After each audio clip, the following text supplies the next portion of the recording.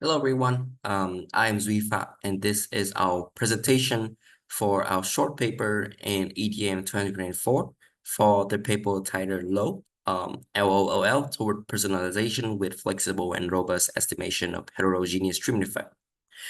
As the title suggests, we'll be approaching the problem of personalization from as a causal inference problem of estimating heterogeneous treatment effect, which occur when the same intervention or treatment lead to different effects across different individuals for whatever reason.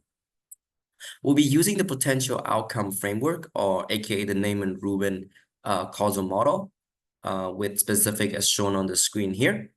It's important to note that the treatment assignment is a Bernoulli randomization with a fixed or constant likelihood of being in the treatment group for all observation, P. And as with ORCT, we either observe the treatment outcome or the control outcome when we assign each subject, but never both. And thus the individual treatment effect, which is the difference between these two outcomes, is not directly observable. For heterogeneous treatment effect problem, the estimate of interest will be the conditional average treatment effect, or the CATE, as shown on the screen, which is the expectation of the ITE condition on having a specific set of covariate value X. We can then perform the following decomposition to fit an interaction model and estimate the CATE as shown here on the screen. This is easily interpretable because we have these neat and nice coefficient, but the strict linearity imposed likely mean that there will be potential imprecision. With machine learning on the rise, of course, people want to use it for everything. Broadly speaking, these methods are more flexible and thus potentially more precise than the linear interaction model as shown before. But this come at the cost of interpretability, as in they do not have the nice and neat parameterization that we saw before. Something like causal forets is completely non-parametric, for example.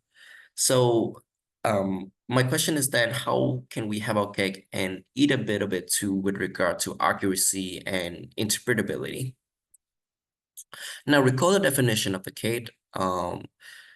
If we know the ITE, we can just regress the ITE onto the covariate using a parametric model to have a fairly decent and parameterized estimate, but we do not know the ITE. However, we can estimate the ITE with a loop estimator proposed by Wu and Gagnon-Bartsch, the procedure of which is shown here on the screen. We can then estimate the ITE by regressing the we can estimate the CATE by regressing the estimated ITE onto the covariate using a linear regression. This will give the same parameterization as that of the interaction model. Now, the ITE estimate are guaranteed to be unbiased, even if the imputed potential outcome are inaccurate. So we do not have to worry about bias from the regression estimating the CATE, carrying bias over from the first stage model that estimate the ITE.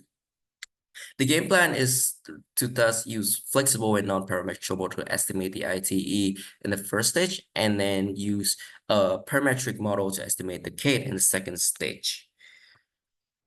For the remainder of the time, I'll be walking through our application. We use data from Decker-Woodrow et al. 2023, where we examine the efficacy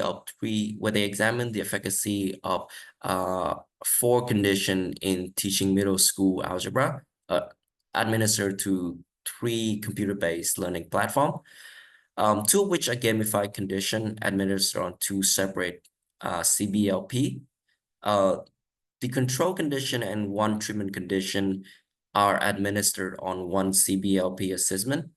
The difference is that whether or not student can request hint while they're working on the problem.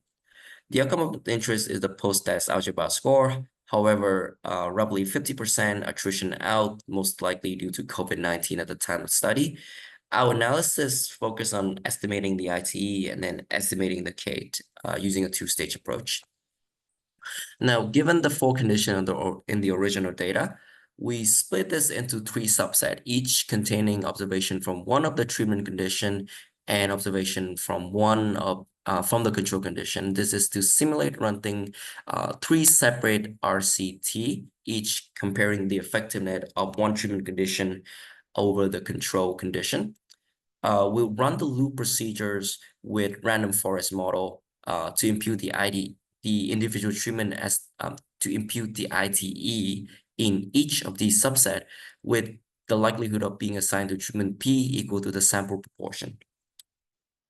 In the second stage model, we regress on the estimated ITE on the following covariate or moderator shown on the screen. Note that because we centered the covariate beforehand, the intercept roughly represent the average treatment effect of each of the treatment condition.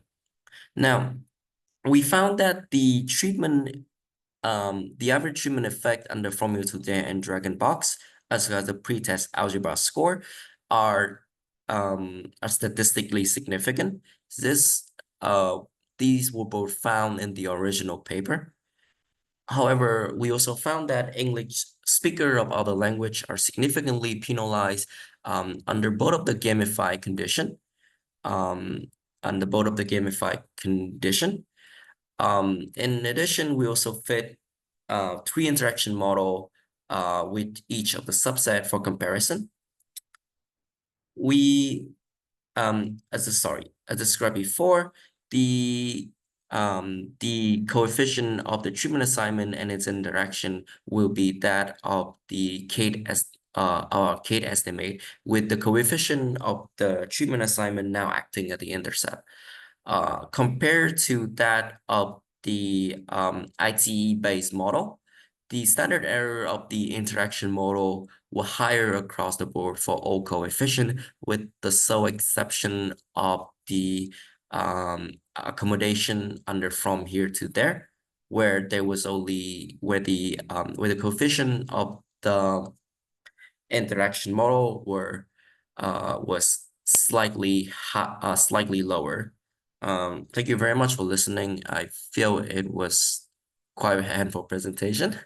Um, I look forward to meeting you at EDM 2024.